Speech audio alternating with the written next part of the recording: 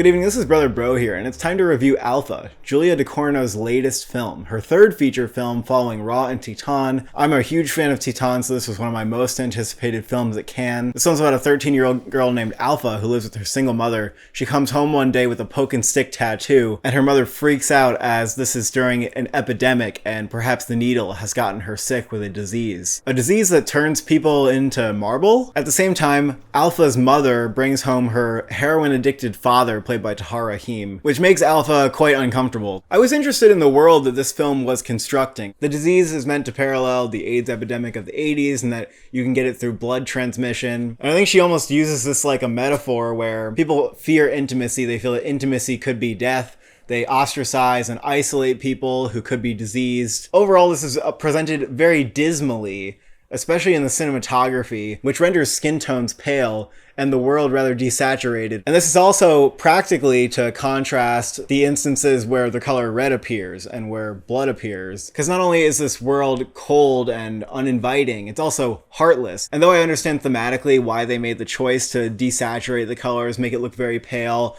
I do feel like this visual choice just made the film rather ugly and unappealing to look at, which is a surprise to say because I thought Raw and Titane are both visually rich films. And I think you can do ugliness without making the audience actually feel not interested in the visual style, which I think this film comes dangerously close to. I also felt that Ducournau's previous work was just stronger in its use of color, its dynamic camera movement, and interesting compositions, whereas Alpha is just generally not going to satiate you on that level. Visually, it's kind of uninviting, and I also think it's not as fun, not as thrilling, unexpected, or twisty as her previous films were. And so it is going to be a disappointment for most people.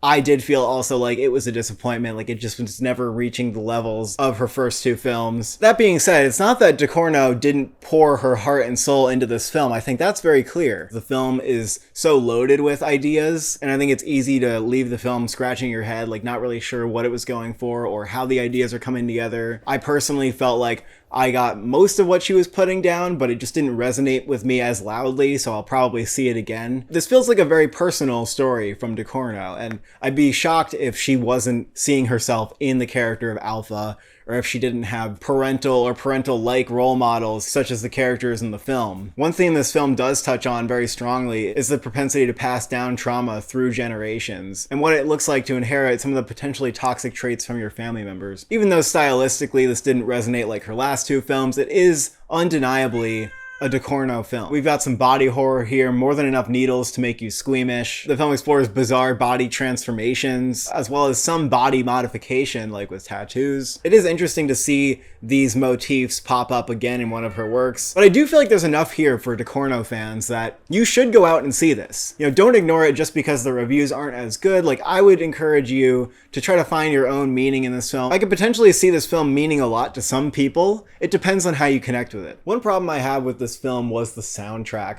Not only is it anachronistic, using scores from other time periods, it also just didn't fit the tone. Like, especially if you're going to use a contemporary piece of music in an 80s film, like, you really don't want it to feel mismatched. But some of the choices for music were baffling here. I previously loved the scores in Raw and Titane, but here I felt that the score was overbearing and it wasn't used as sparingly as in those films. Perhaps it was that I wasn't on the film's wavelength, so when it kind of tries to go big and capitalize on the more dramatic parts of the story, I just wasn't feeling it as much. And I might also say the same thing about the sound design, which also felt a little cacophonous at times. And overall, this is kind of an unpleasant and unappealing film, both aesthetically and with the subject matter, but I still think it is thematically rich and fascinating. Newcomer Melissa Boros was great here in the lead role. Golshifteh Farahani was probably the standout as Alpha's mother, who is in equal measures fearful and loving. And Tahar Rahim as the heroin-addicted uncle, I thought was going a little bit over the top. It was clear he was striving for a big performance, like he lost a lot of weight for the role, but it just came on a little too strong for me. Overall, I feel like this film was a bit of a miss.